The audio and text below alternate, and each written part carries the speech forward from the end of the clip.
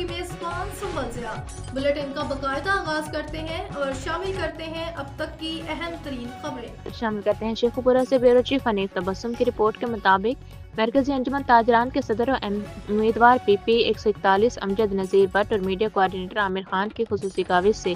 ڈیرہ